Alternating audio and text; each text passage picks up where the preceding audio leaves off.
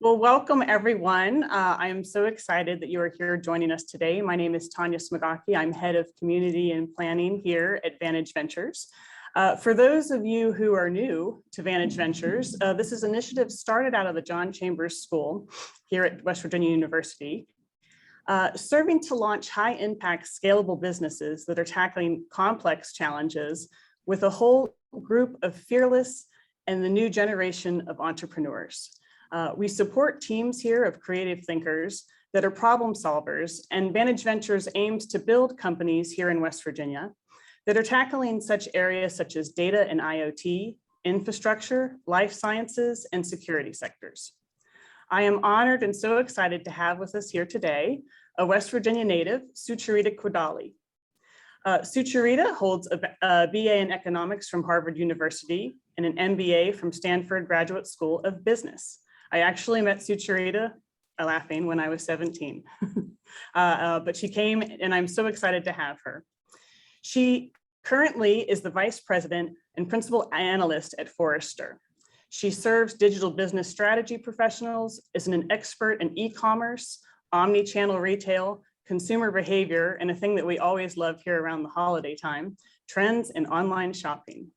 She's authority on technology developments that affect the online commerce industry. Prior to Forrester, I should mention that Sucharita was the director of marketing at Saks Fifth Avenue. There, she managed consumer acquisitions, retention, and market research.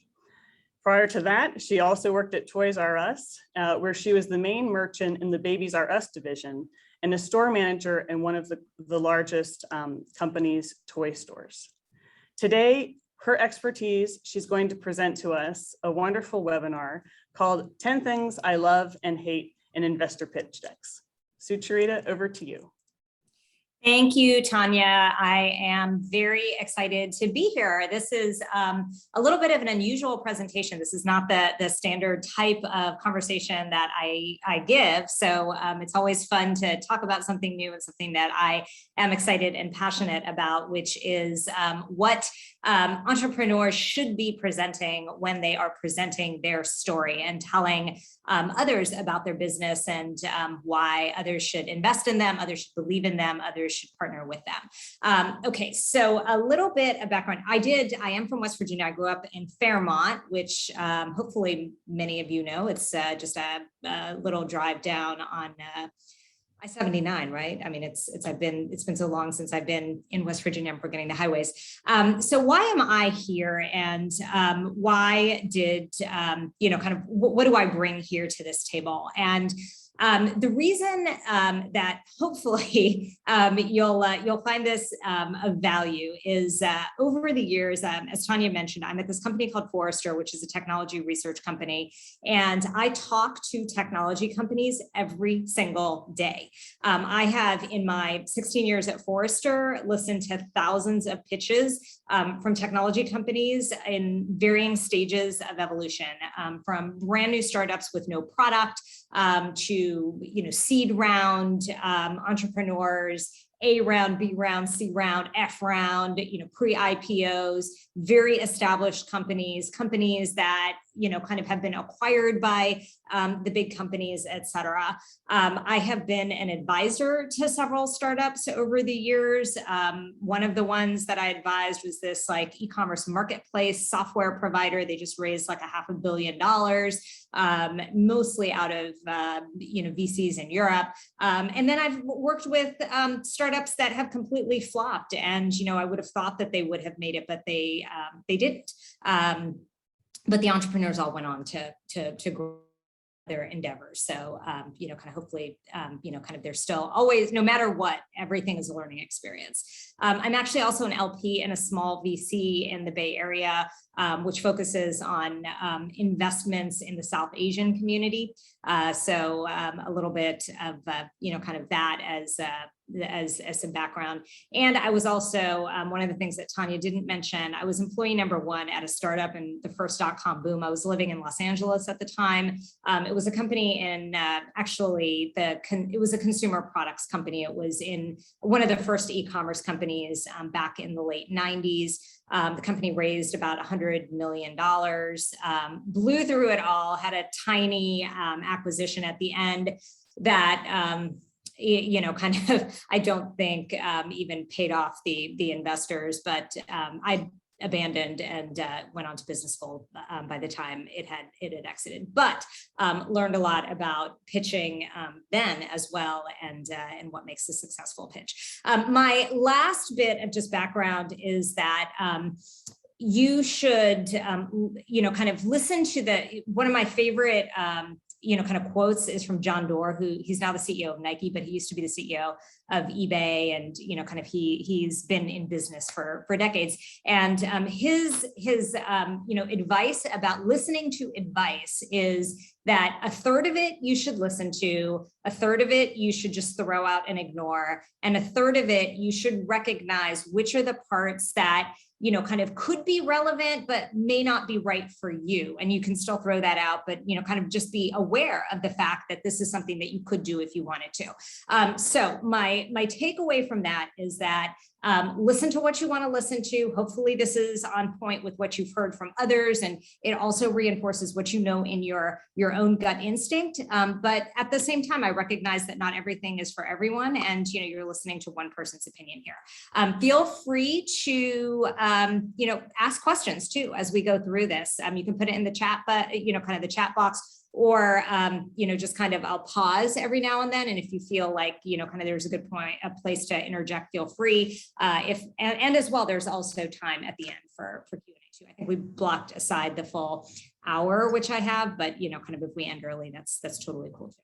Okay, so let's get started with the content. So first, what works, number one? The first thing that every entrepreneur should absolutely do when you start is explain why you. And what that is that does not need to be a long expository, but just in one sentence, who you are and what is unique about you that leads you to do this business. Are you an engineer who has been passionate about subject A for kind of the last decade? Are you a salesperson and, kind of this is something that's super exciting to you? Kind of what is your background that leads you uniquely to this? And as much as you can tell me about the idea for your product. Kind of, were you kind of into robotics, kind of when you were a child, and, your product now is a robotic product. I mean, that's totally on point. And that's exactly the kind of passion that any listener wants to hear. Especially when you are all in your early stages before, even pre-seed or even in, kind of early phases, it is important for me to know who is on your team and also who's on your advisory board. Use advisory board members.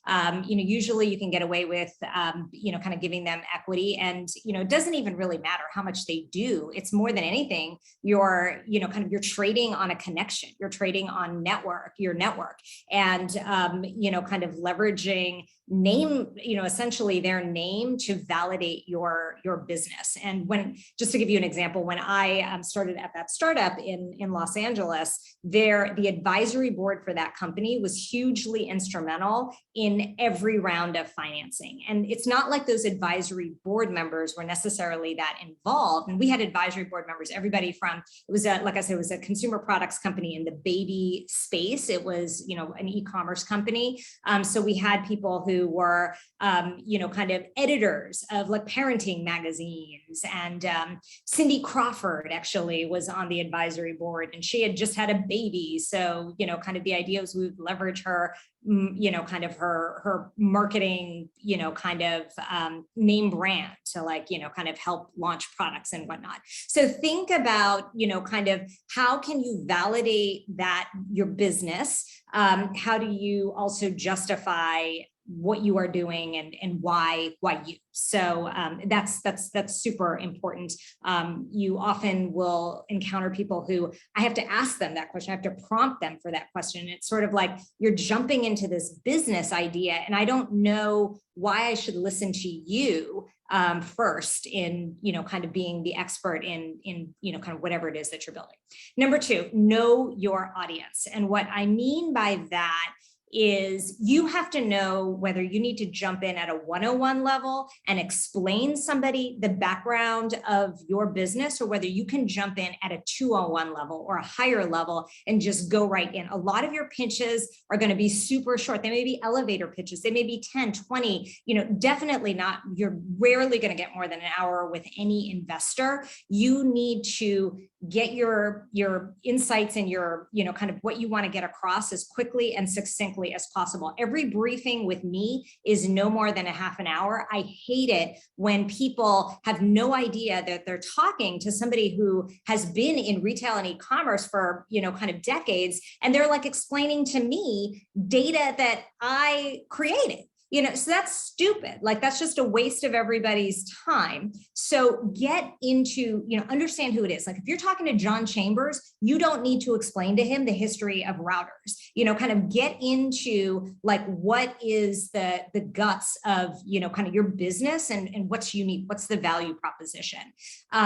Because meetings are on LinkedIn these days, use the LinkedIn app to your advantage. Every single one of you should have the LinkedIn app. You should be using it like, if you see somebody on a call, you don't know who they are, look them up, and kind of make a quick judgment as to, kind of whether or not they are skilled in whatever it is you're talking about or not. And if they're not, you can do the 101. If they are skilled, you can, kind of skip through some of that elementary expository that you don't need, because every minute's precious. You want to get to the guts of what you want to get to, which is why your product is unique, why you're the right team to build it, and what's the market opportunity there. What works? 3, be fluent in business. And I assume that almost everybody here is. If there are any acronyms or bullets on this slide that you don't know, definitely go look them up.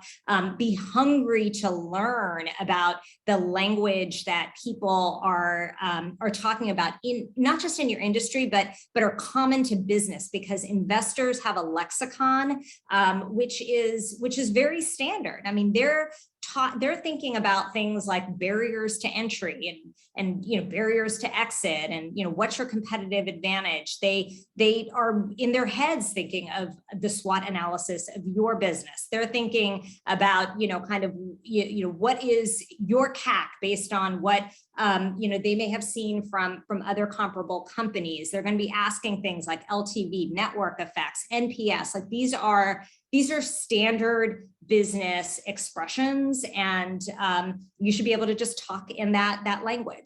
Part of some of the questions that I often get asked, and I encourage everybody to do, every industry, however niche it is, has some newsletters. Subscribe to as many of them, especially if they're free. But also there's so many business feeds on social networks like LinkedIn and Twitter. Harvard Business Review has a lot of free content that also has great, kind of, business framing discussions. And I actually would say, kind of, it is not bad to watch something like Shark Tank. I mean, I think that they actually, especially if you watch very closely, like the interactions between the entrepreneurs and Mark Cuban in particular. I mean, that's exactly the level of dialogue that is going to happen probably in most entrepreneurial discussions. What's different about Shark Tank is it's very consumer focused. So it's a lot of consumer products. And many of you probably have a lot of B2B businesses or businesses that are much more technical. So you have to adapt, kind of your, kind of a very technical business is never going to be on Shark Tank. But, kind of the idea and that kind of level of dialogue and insight is still very insightful. And, kind of just be hungry for any kind of information. There's like a free conference actually going on today. Wired Magazine is hosting it. It's called Rewired. It's open to everybody. And I'd encourage you to listen to some of the sessions. They have some great kind of, it's more business topics. It's not like, kind of it's not about business specifically, but it's like, kind of areas of investment and what are entrepreneurs kind of, and investors, what are they, and VCs, what are they thinking about? And what are the big debates in various industries right now? So no questions in chat yet. So I'm checking every once in a while, but feel free to add them in if you do have questions. Number 4, and this is what doesn't work. And sorry, there's a typo here. It's like having no idea how you'll sell, not having now idea how you'll sell. But what I mean by that is that equally as important as the idea and the technical capability of building a company is how you will actually sell your product. Because especially in technology businesses, sales is absolutely key. That is the core to momentum. Most of the technology companies that I talk to, once they can get to a sale or a few sales, they almost never die. And so that is why sales is so crucial. And, kind of, so there's a lot in there. It's, it's sort of like, do you have a value proposition? Do you, kind of, do you actually have a viable product? All of that. But it is really essential that particularly investors understand who's going to be your key salesperson, and hopefully it's you and you're charismatic and, kind of persuasive in that way. But if not, which is okay, because especially if you're like the technology person who's building it, but you need to have your plan for who is that salesperson going to be. If you don't have a salesperson, how is that key salesperson, like who is that, kind of, is your investor going to introduce you to somebody? Or do you have like a network that's going to, kind of get you that person? And it's all the more important being from a region like West Virginia, because it's sort of like, well, what's your, kind of, how are you going to get the talent, the level of talent that you need to sell whatever it is that you're trying to sell? So have that answer, and hopefully you have that person on board already who is, and usually that person often is like the person who's making the pitch in the first place. So just be conscious of that, that, kind of, there's that ability to persuade that is, it's clear and transparent. What works? 5, know your competitors. This is a big one. I can't tell you the number of times that I am the one that is often telling entrepreneurs like, oh, what you're doing is very similar to company X. And they're like, oh, we haven't, and I can tell when they're BSing me too, because, they'll pretend like they know them and then they'll like, kind of Google them. It's because when you know your competitors, you're going to, your level of response is just it's a faster response. It's a more intelligent response. Kind of, and you should have an answer to how you are different from that competitor. Even better if you have like a, kind of a chart, that explains to me, what do you, what are all the attributes and what do you have versus what does your competitor have? And maybe, and it's perfectly fine to have like 3 of the same attributes, but here, the 5 that are different. And this is why you're differentiated. So just keep that in mind, look at, so the ways to get to that competitor set, there are any number of tools. There are, free tools like Crunchbase and CB Insights and Eller. Some of those are terrible because like when I look at them and I'm like, these 2 companies are not even competitive. I don't understand, kind of how that is. But it's good to understand, kind of who may be in an adjacent landscape. Some of these may not be bona fide companies. And what's great about it is that if you know the company well enough to identify they are not a competitor of mine, and here are the reasons why, more power to you. Like that's the level of insight and just fluency in your business and your industry that you should have. Another resource is, this is where networking is super important. It could be networking with people like me. It could be networking with anybody who is an expert in your industry and understanding what else is out there, who are your current competitors, but also understanding the history of your sector too, because I can't, like, I'll give you an example. I met with this like company, they just raised like $50 million, and they call themselves a universal shopping cart, where you can like put in like, you can put in something from Sephora and, Kohl's.com and Walmart.com, and, you just have everything in one, checkout box. What I will say is that those people who were talking to me were so clueless because they had no idea of the history of all of the various companies that had tried the same exact thing over the last 20 years and had failed. And, and they weren't even aware of like, other competitors in like the payment space that were trying to do, similar things. So, I mean, I don't understand how they'd raised the $50 million, to more power to them, but, I mean, they'll hopefully get up to speed with that. It's unfortunate that they're going to use some of that money to learn, but, I mean, you should really, to be more solid, I would encourage one to have known the history and, kind of understand, this is why what we have learned from history, and this is what we are doing that's going to be so different and so much better than every failure that has failed in the past. Okay, what doesn't work? This is the whole live demo thing. Don't worry about a live demo. I don't think you need to. Now, I don't know if Vantage or any other, kind of mentors of yours say otherwise, or in some cases you may be, there used to be this financial services conference called Finovate, which literally the whole deal was you had to have a live demo. But in general, I dissuade live demos if you can avoid them. Screenshots are perfectly fine. And the reason for that is that there are so many times that kind of live demos don't work. And it's a waste of everybody's time if you only have a half an hour with somebody and you're spending 15 minutes trying to get the demo to work. So, you can always, like, once you have persuaded somebody that you are the right company, the right team, the right person to execute this, then focus on the demo. But, kind of just get in the door. Don't, kind of destroy, kind of the equity that you have in the few moments of attention that you have with the demo that flops. So, and like I said, I'm perfectly fine with screenshots and wireframes. I just want to see the vision, especially if it's an early stage company. And even many times, even in established companies, like, if it's like I'll be talking to like Adobe or Salesforce, big companies, and, they may just be pitching an idea to me, and I'm perfectly fine with like, kind of just walk me through the, kind of what the ideal flow is, kind of based on a persona that we may be trying to address. What doesn't work, 7. Okay, so this is one that I'll say, but then there are like caveats to it. And this is BSing about what you have, could be lying, exaggerating, whatever.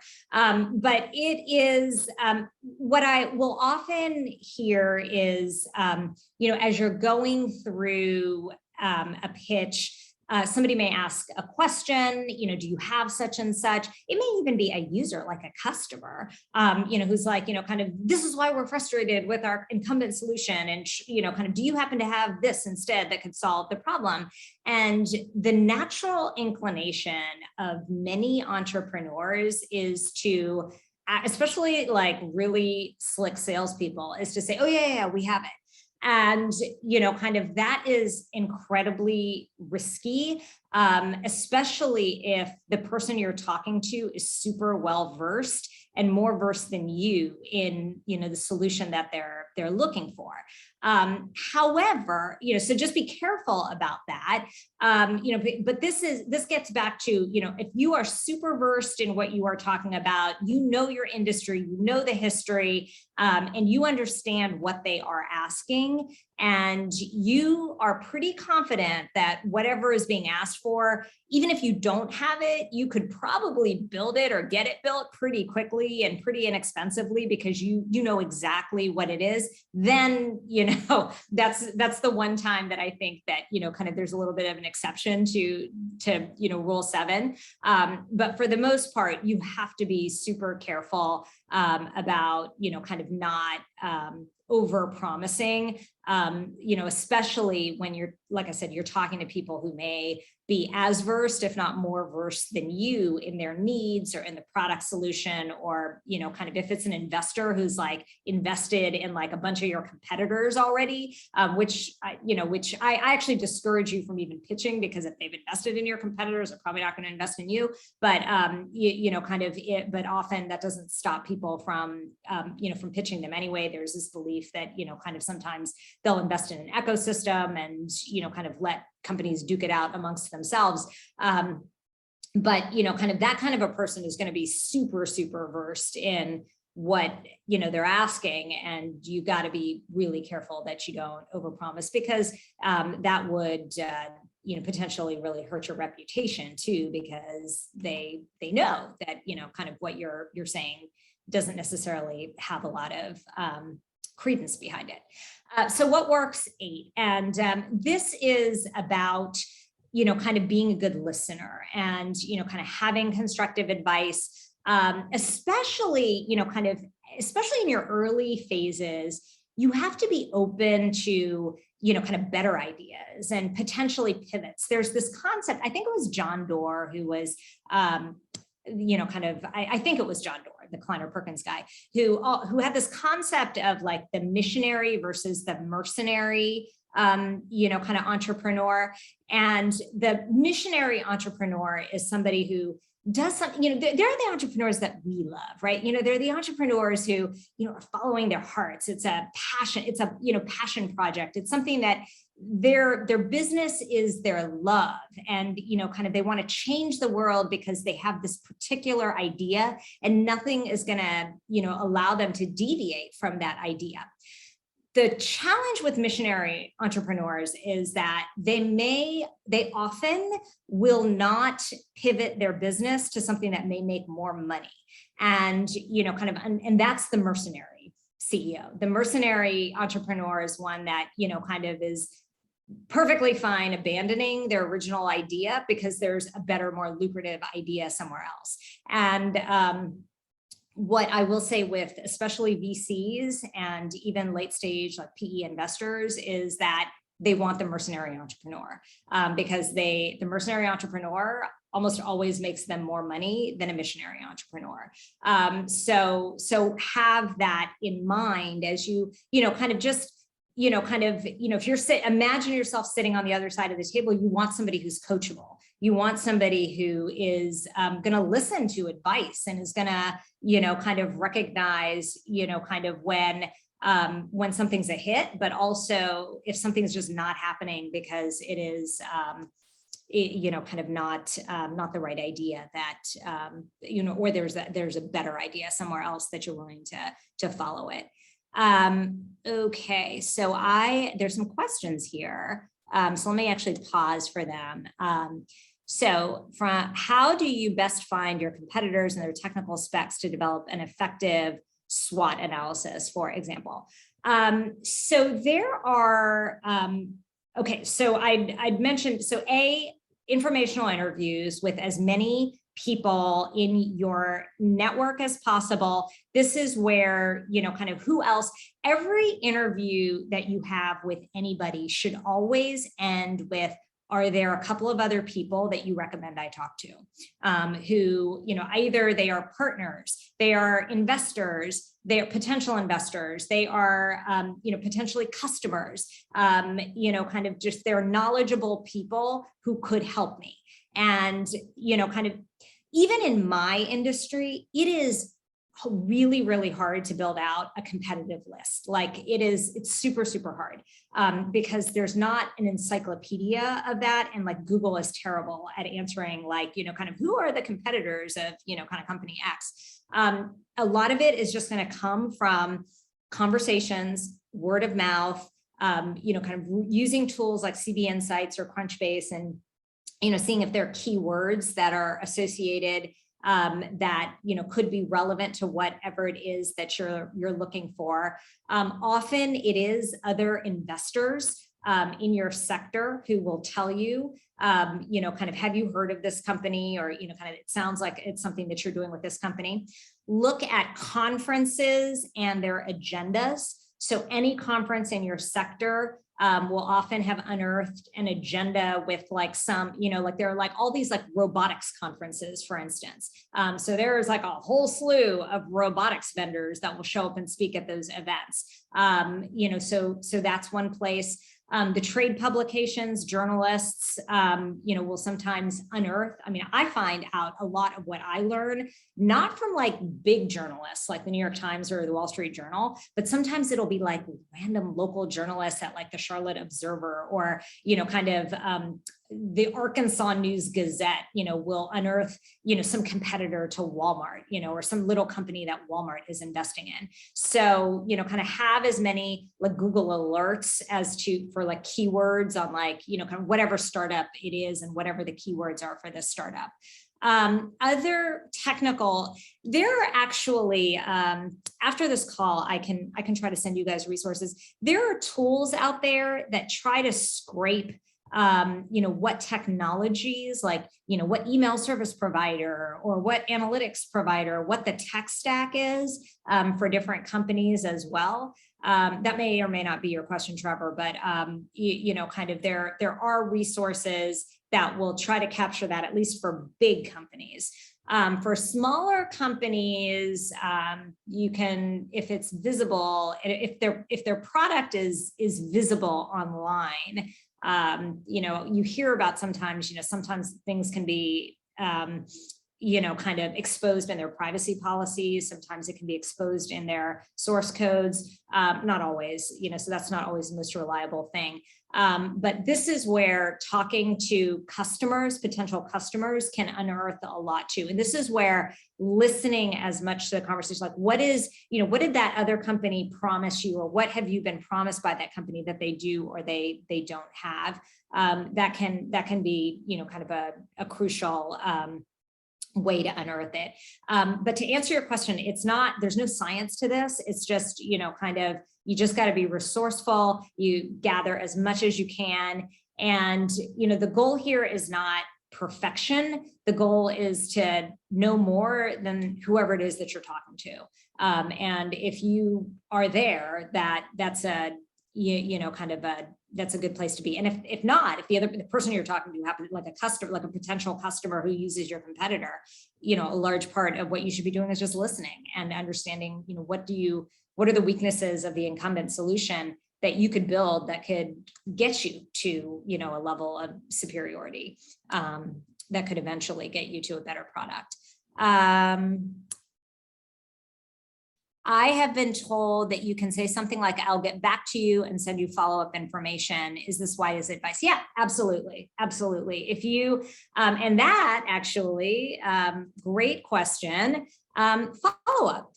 Always, always, always follow up, always keep in touch. Like entrepreneurs should have really, really rich and extensive networks. And, whether it's social networks, actual network, I mean, kind of social networks are kind of like loosey-goosey, it's like maybe 10% of the people in your social network are people that, kind of you'd actually call up and, kind of ask a favor of, but whatever that number is, like if you've got like 10,000 people in your LinkedIn network, that means that, kind of, a ton of people, like you really, really know, like even 1,000 people is like, that's impressive. So build your network.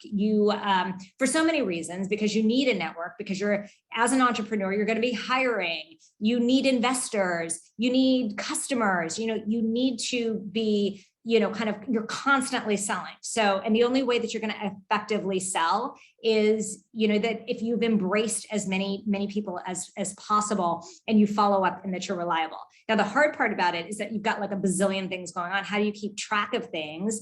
And this is why, the best entrepreneurs are people who sleep like 3 hours a night.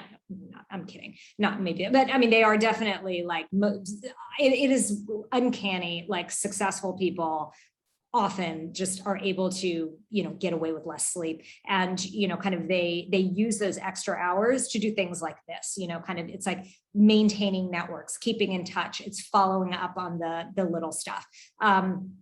That is absolutely important. But when you say you're going to follow up, actually follow up. Because what I will say is it's that old Woody Allen quote, which is 90% of life is just showing up, of success in life is showing up.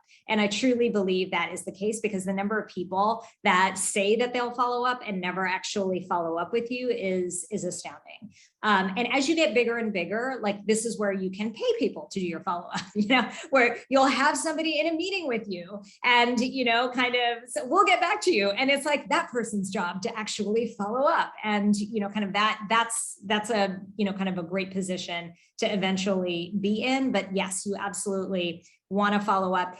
You also, if you hear somebody giving you advice and you actually take that advice, let them know, I mean, people are really always flattered by that. Like, kind of you actually listen to what they had to say and, it changed your business direction or, or whatever the case may be. And also, a significant part of great networking is not just being a taker, but a giver too. So, and what I mean by that is if there's something that you can do to help somebody, if you can help somebody find a job, if you can help somebody find an employee, if you can help somebody find an investor, so long as it doesn't take away from you, that's a really powerful position to be in.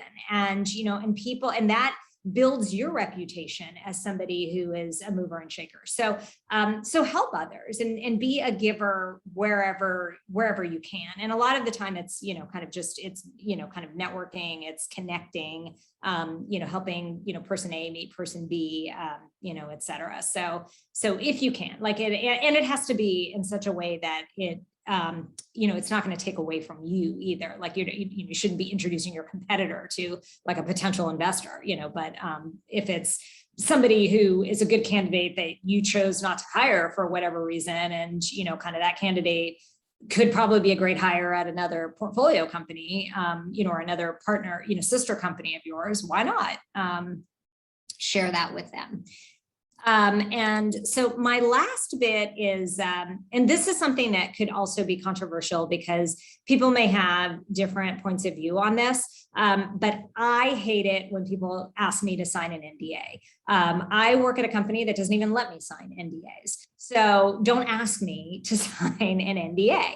But, I think it's perfectly fine to expect confidentiality and to have, kind of a word of mouth agreement between two adults. I mean, it's my reputation's on the line. If I, kind of, if it comes to light that, kind of you've shared something with me and kind of confident, ostensibly under the guise of confidentiality, and then, I blabber it to, somebody who shouldn't know about it. I mean, that's, that's something that, is that's on me. That's not, kind of something that, that you could that an NDA needs to necessarily enforce. So, on the other hand, I think that you just need to make a calculated decision.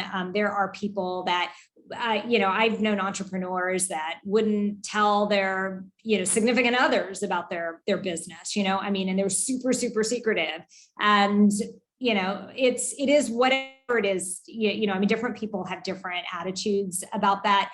Seemingly, I think the attitude in VC communities is that, you actually make more money the more you talk about it and the more you, kind of hype up your business. Kind of those companies always seem to have bigger exits than, companies who've been like kind of quiet and under the radar. But so usually this isn't even that much of an issue, but I think that it is, it's something that, kind of, if you are of the culture that, oh, I need an NDA, and somebody, says, no, I refuse to sign an NDA, you should have, kind of a calculated, decision as to, well, what's the pro and the con? How much do I want this person's money, advice, you know, recommendations, their you know, whatever it is that you're trying to get from the other person, you know, and can you trust them? And this is also where having a great network can help too, because if you do have any reservations about somebody, you can go do your homework on that person and ask others who may know that person, you know, what do you think about this person? Can I trust them or not? You know, and I will tell people straight up, like, you know, kind of, if somebody asks me, well, what do you know about this person? I will tell you that person is somebody you should not do business with.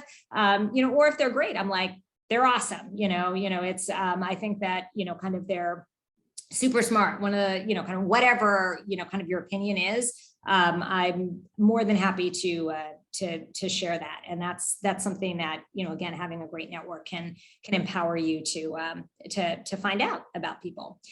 Okay, so just summarizing here, do explain why you do know your audience, do be fluent in business, don't overlook sales and the importance of sales, do know your competition, don't risk a live demo flop. Don't BS about what you have, unless you really can BS and, you know, kind of get away with it because, you know, you're like, you know, 2 days away from building a feature anyway. Do think about pivoting if needed. Do always follow up and don't ask for an MBA. Again, remember my third comment in the beginning, you know, take what you want, ignore anything that you think is not reasonable. Okay, so some more questions. How important is ESG becoming in VC, or is that more of a niche market? That's a great question. There seemingly are now a bunch of ESG specific funds. Not everybody is an ESG fund, so you got to go find the ESG fund. There are a lot of ESG angels. A lot of these funds are in Europe now. So, you know, that's something to consider and think about too. I think as our world, we're headed toward ESG. I mean, we can't, you know, I mean, this is inevitable. The bigger question is, I think, you're going to face, if you are a company that espouses ESG values, you're going to be headed toward a world where everybody is going to be claiming ESG values. So how do you prove you're truly ESG? Because like everybody from Amazon to Facebook is like now considered ESG, you know, kind of friendly, but it's like, really, Amazon, you know, Facebook, you know, I mean, those are like companies destroying democracy.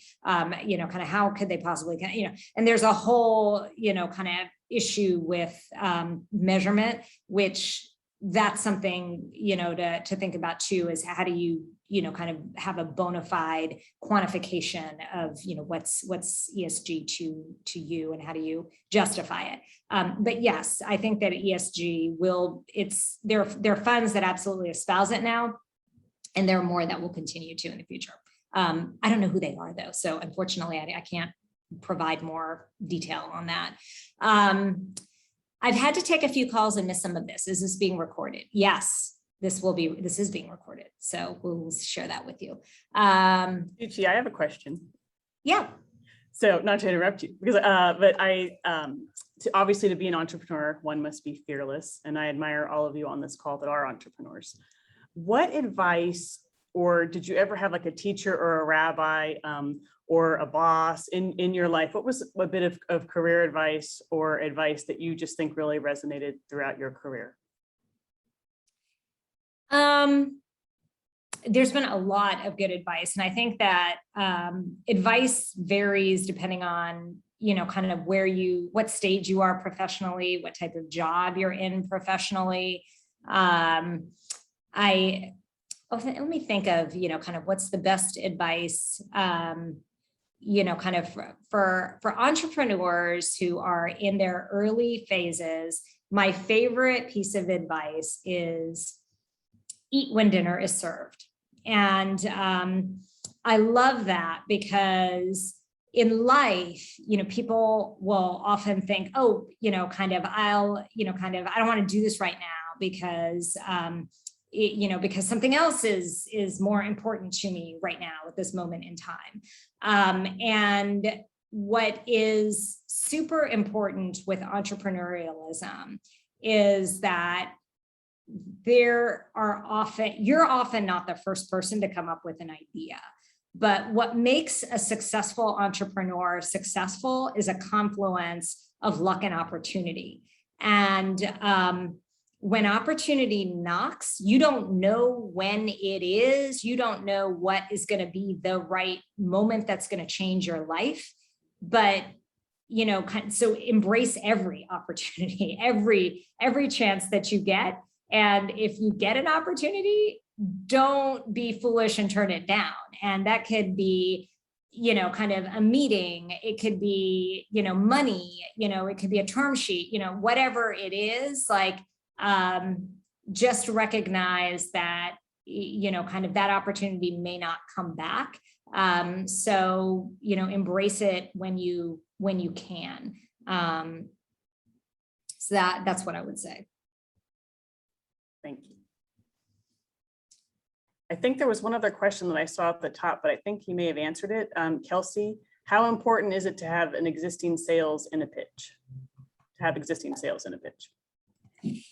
Not super important when you're early stage. If you have it, awesome. That is more power to you. Because if you have at the very least a minimum viable product, or you have screenshots, or wireframes, fantastic. If you have a customer, even better. Like that's, and oh my God, if you have a paying customer, that's like gold. But if you don't, I don't think anyone expects it at a pre-seed company. I don't even think that people necessarily expect it, kind of at a an A round company.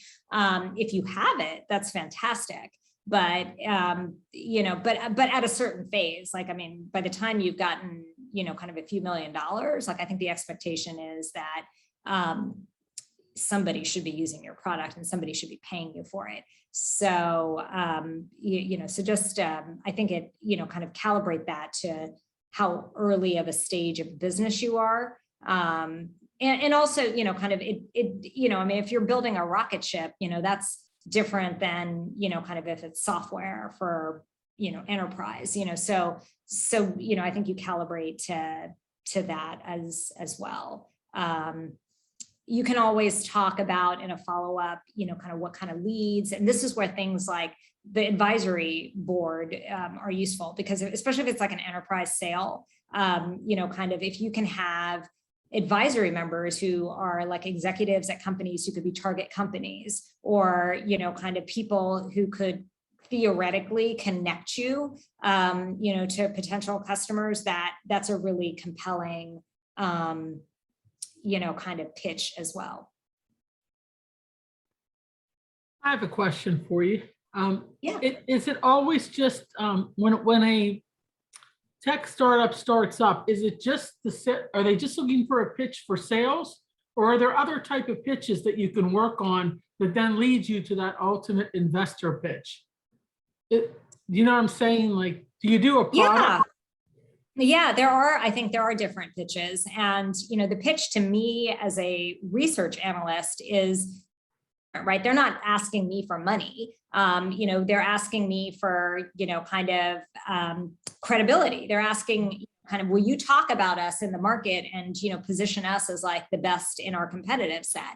So that's a very different pitch. A sale to a customer is a different pitch. A sale to a business development partner, like a channel partner, is a different pitch. It's like, kind of, and everything always has to be approached with the empathy of, what do I need from this person, and what does this person need from me, to get whatever. What is your goal in the conversation? Is the goal a sale? Is it an investment? Is it a partnership? Is it, kind of to win a contest? What is your goal? And, I think you work backwards from whatever that goal is. And, maybe 50% of your pitch deck should be generally pretty much the same, but the other 50% is going to be customized, and the flow, and even potentially the people who you have present, if you have multiple people in your company, are going to be different depending on, what you are pitching and who you're pitching to. how long does it take to know whether you want to invest in a pitch? Is it intuitive? Do you typically know by the end of the pitch, or do you typically do your own due diligence before? That's a good question. When I've talked, and I am not an investor now, so this is like what I know from investors that I do talk to. It is, I have seen investors get back to entrepreneurs in as quickly as a few hours, which typically means that they knew when the pitch was happening that this was something that they wanted to close. I have known, I mean, one of my business school classmates, knew he was going to invest in DoorDash before he even had a pitch. Like, he pursued Tony from DoorDash, so there's not even a pitch in that case. In that case, the investor is pitching you, not vice versa. So, sometimes that happens. In most cases, what I will say is that the big driver of pitches is, pitch success is often consistency with an investment philosophy. I can't tell you the number of investors that invest in something because they lost deals to their competitor investors. Like, that happens all the time in Silicon Valley. Is like, oh, I wanted to invest in Instacart and didn't have the opportunity to, or I wanted to invest in GoPuff or whatever, and I was shut out of that deal. So therefore, I'm going to invest in this company that claims to be GoPuff's competitor. That happens all the time. Otherwise, I also encourage you to think about strategic investments. Like Elliot asked that question, so a VC is going to be different than like even a strategic investor. Like, if there's a company that has like an investment arm, that could be a great strategic partner for you, and they have an entrepreneurial arm in their company, that's going to be a slightly different pitch too. But, kind of those are people who you should be equally as, kind of keen to court. Now, those people, those investments take forever, because they got to go through like investment committees, and, it's just, they don't have the autonomy that like a VC would have to basically ram a deal through. Those guys, usually it's like, kind of middle managers that have to get approval from like a bunch of other people. So that can be a longer, more drawn out process. And it actually requires like usually a bona fide VC to bring, kind of a company into the deal to push them along. So, and then you start to get like very, very complicated. And I'm sure Vantage has a whole bunch of resources to help you guys in, kind of thinking through, kind of those types of investments as well. So with that, I think that we're about up on time. Anything else that I can share? This is my contact information. If anybody has any questions or follow-ups, or you just want to stay in touch, or anything that I can help with. My area of entrepreneurial expertise tends to be more in the retail industry and technologies that focus on retail and brand manufacturers, like consumer packaged goods companies. So, I may or may not be super pertinent to, I know that there are a variety of different entrepreneurial ventures at Vantage. So I don't want to overpromise, kind of my particular skill set. But if there is something that I can be helpful with, absolutely, feel free to reach out to me. Anything else, Tanya, before I let you guys go? Okay. Well, I just wanted to thank you again for your time, Sucharita. I'm sorry, I knew you, Suchi. And I really appreciate everything. This is a fun question. To be an entrepreneur or to launch a startup, a lot of times is like climbing a large mountain, and we have plenty of those in West Virginia. So just as a fun little kernel of funness, what is one of your favorite places in the Mountain State? Oh gosh,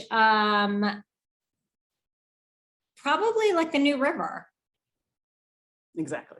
Yeah, West Virginia is so beautiful, and not enough people know about it. I remember visiting New Zealand years ago, and how touristified it was, that people came from all over the world to this island, which was so difficult to get to. And what I remember thinking is like the scenery that I grew up around is equally as beautiful. And, you know, the fact that it was never as, you know, as much of a destination was always, you know, something which I felt was an unexploited asset. So. Okay.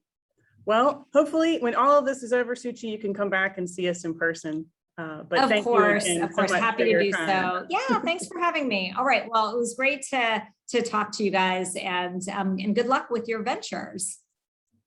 Thank you so much. And tune in to our next chat. Thank you for joining us today.